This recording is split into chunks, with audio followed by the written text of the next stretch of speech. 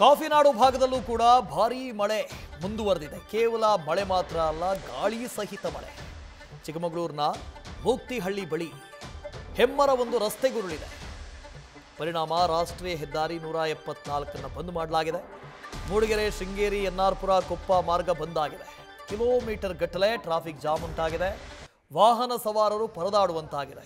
Traffic ನಿಯಂತ್ರಿಸುವುದಕ್ಕೆ ಗ್ರಾಮಾಂತರ ಪೊಲೀಸರು ಹರಸಾಹಸ ಪಡ್ತಾ ಇದ್ದಾರೆ.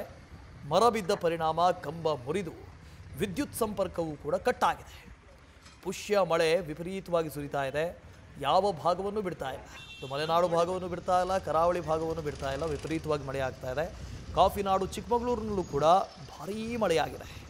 ಇನ್ನು ಆ ದೃಶ್ಯದಲ್ಲಿ ಗಮನಿಸ್ತಾ ಇದ್ದೀರಿ, ಹೆಮ್ಮರವೊಂದು ಧರೆಗುರುಳಿದೆ. ಕೇವಲ ಮರ ಮಾತ್ರ ಅಲ್ಲ, ಗಾಳಿ ಸಹಿತ ಮಳೆಯಿಂದಾಗಿ ರಸ್ತೆಗಳು ಕೂಡ ಜಲಾವೃತವಾಗಿದ್ದಾವೆ. ಹಾಗಾಗಿಯೂ ಟ್ರಾಫಿಕ್ ಉಂಟಾಗ್ತಾ ಇದೆ.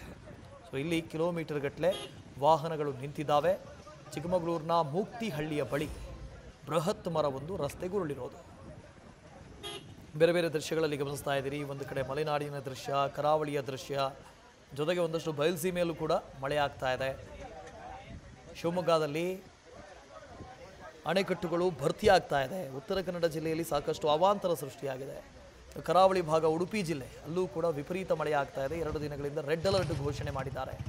ನಾಳೆಯೂ ಕೂಡ ಭಾರೀ ಪ್ರಮಾಣದಲ್ಲಿ ಮಳೆ ಆಗುತ್ತೆ ಅಂತ ಹವಾಮಾನ ಇಲಾಖೆ ಮುನ್ಸೂಚನೆಯನ್ನು ಕೊಟ್ಟಿದೆ. ರೈತರು ಒಂದು ಕಡೆ ಕಂಗಾಲಾಗಿದ್ದಾರೆ.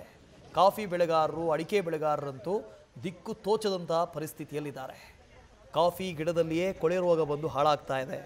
ಅಡಿಕೆಗೂ ಕೂಡ ಔಷಧಿ ಹೊಡೆಯೋದಕ್ಕೆ ಸಾಧ್ಯ ಆಗ್ತಾ ಇಲ್ಲ. ಕೊಳೆ ರೋಗ ಬಂದಿದೆ. 25% ಈ ಬಾರಿ ಫಸಲು ಹಾಳಾಗಿ ಹೋಗಿದೆ.